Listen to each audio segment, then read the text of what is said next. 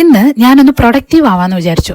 കാരണം തലേന്ന് തന്നെ കുക്ക് ചെയ്ത് വെച്ചിട്ടുണ്ടായിരുന്നതുകൊണ്ട് ഇന്ന് വലുതായിട്ട് കുക്കിംഗ് ഒന്നുമില്ല. ഞങ്ങൾ ബ്രേക്ക്ഫാസ്റ്റ് ഒക്കെ കഴിഞ്ഞ് ഒന്ന് പുറത്തിറങ്ങാന്ന് വിചാരിച്ചു. പുറത്തിറങ്ങുമ്പോൾ കുറേ നാളായിട്ട് ജാങ്കുട്ടിന് വാങ്ങിച്ച കുറേ ഷൂസ് നമ്മൾ ഉപയോഗിക്കാതെ വെച്ചിരിപ്പുണ്ട്. ബിക്കോസ് അത് സൈസ് ചെറുതായിപ്പോയി. അപ്പോൾ അതൊന്ന് ഇവിടെ ഒരു ചാരിറ്റി സ്റ്റേഷനുണ്ട്, അപ്പോൾ അവിടെ ഒന്ന് ഡ്രോപ്പ് ചെയ്യാമെന്ന് വിചാരിച്ചു.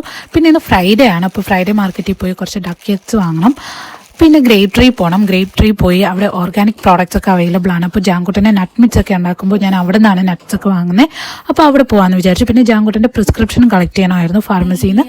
അങ്ങനെ അതും കഴിഞ്ഞിട്ട് പിന്നെ വിചാരിച്ചു കുറേ നാളായി ജാങ്കുട്ടനൊന്ന് പുറത്ത് നിന്ന് കളിച്ചിട്ട് ഫ്രഷ് എയറിലേക്ക് ഒന്ന് കളിച്ചിട്ട് അപ്പോൾ ഗാർഡനിലും കൊണ്ടുപോകാമെന്ന് വിചാരിച്ചു. അങ്ങനെ ഞങ്ങൾ റെഡി ആയിട്ട് എല്ലാം പാക്ക് ചെയ്തെടുത്ത് ഇറങ്ങി സ്റ്റേഷനിൽ ഡ്രോപ്പ് ചെയ്തിട്ട് ഫ്രൈഡേ മാർക്കറ്റിലോട്ട് പോകുന്ന വഴി നമ്മുടെ ഒരു കൊളീഗ് അമ്മച്ചീനെ കണ്ടു.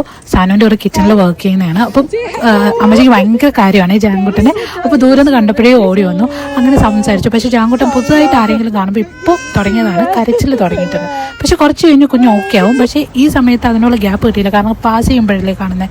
അപ്പോൾ കുറച്ച് സമയം നമ്മൾ വർത്താനം പറഞ്ഞിട്ട് അമ്മച്ചിയോട് ബൈ ബൈ പറഞ്ഞ് പിരിഞ്ഞു.